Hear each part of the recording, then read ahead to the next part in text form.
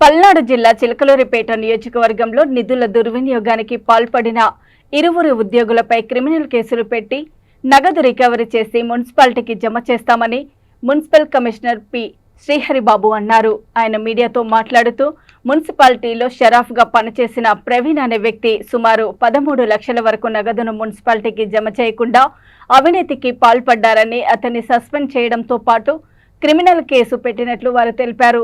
ఆమెపై కూడా criminal case పెట్టినట్లు వారు తెలిపారు.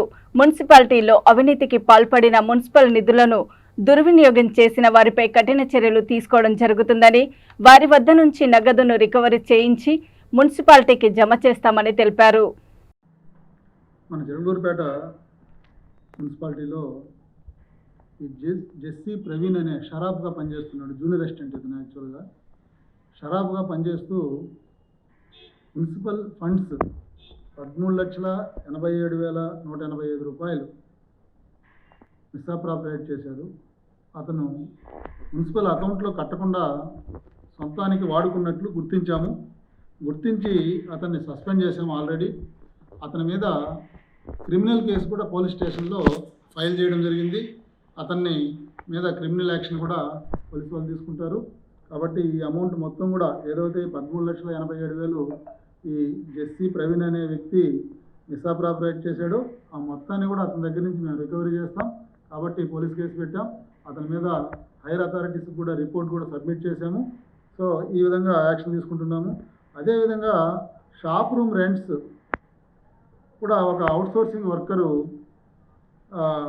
గంగా భవాని అనే కంప్యూటర్ ఆపరేటరు ఇక్కడ పనిచేస్తూ ఈ షాప్ రూమ్ రెంట్స్ని 34,68,000 రూపాయలు మిస్అప్రాప్రియేట్ చేసినట్లుగా, అంటే ఆమె ఆ డబ్బులు మున్సిపల్ ఫండ్స్ని ఇక్కడ జమ చేయకుండా సొంతానికి వాడుకున్నట్లుగా లెక్క తేల్చాం. అందులో 12,94,000 రూపాయలు మాత్రము వాళ్ళు పే చేయడం జరిగింది. ఇంకా 21,74,000 రూపాయలు మనకు పే చేయాలి. 21,74,000 రూపాయలు మనకు పే చేయాల్సి ఉంది వెనక్కి. సో ఆమె మీద కూడా క్రిమినల్ కేసు ఫైల్ చేయడం జరిగింది.